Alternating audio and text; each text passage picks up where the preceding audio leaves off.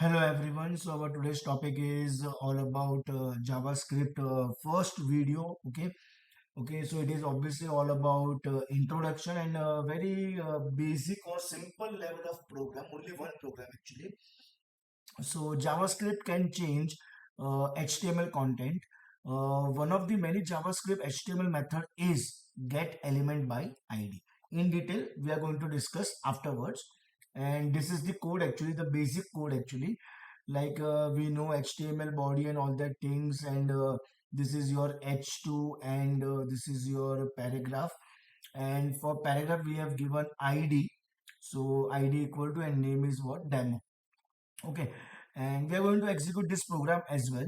And we have one button type equal to button, that is actually part of HTML forms. Okay, on click equal to document.get element by ID, and in double quotation we are writing this ID name, which is demo.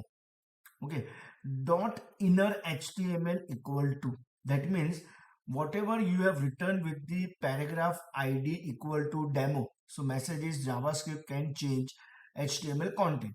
So when I will click on this button, instead of this message, or you can say that this message will get replaced by hello JavaScript when I will click on this button.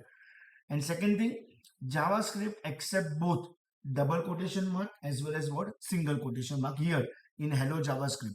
Okay, and JavaScript code is inserted between script start and script end tags.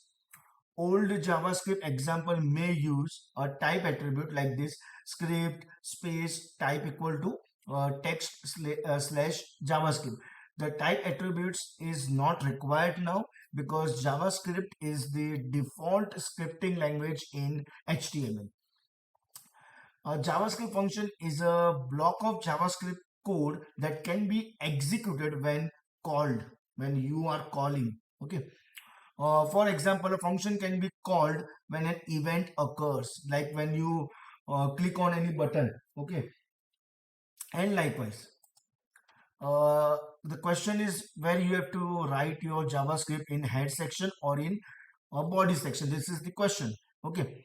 So you can place any number of script, not one, any number of script in HTML document. That is the first point.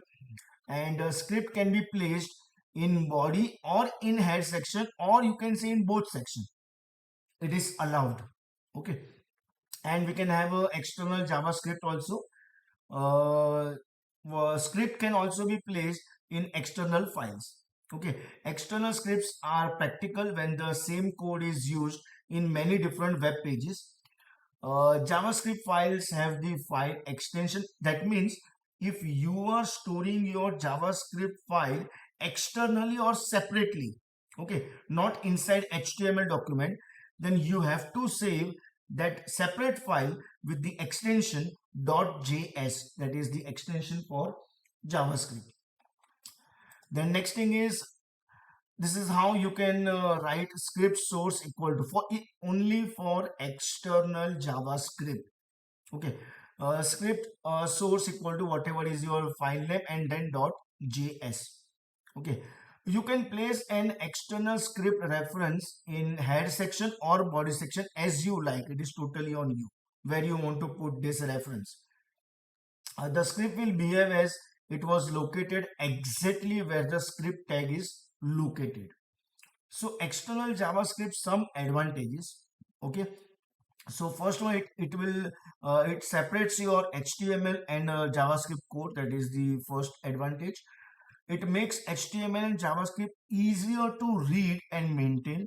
And third point, cache JavaScript files can speed up your page loading. So these are some of the advantages of external JavaScript. JavaScript display possibilities. So JavaScript can display data in a different ways. So writing into HTML element, that is using inner HTML, writing into HTML output using document.write, writing into alert box, that is window.alert, and writing into browser console, then it will be console.log.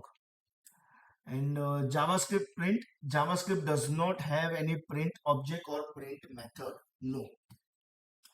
You cannot access the output devices from JavaScript. The only exception is that you can call window.print or that function method in the browser to print the content of current window.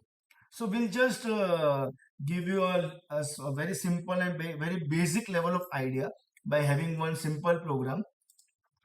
See that our first program only, that is we have a h2 and paragraph, and we have here dot inner html, and this is get element by id. So we'll quickly run this code.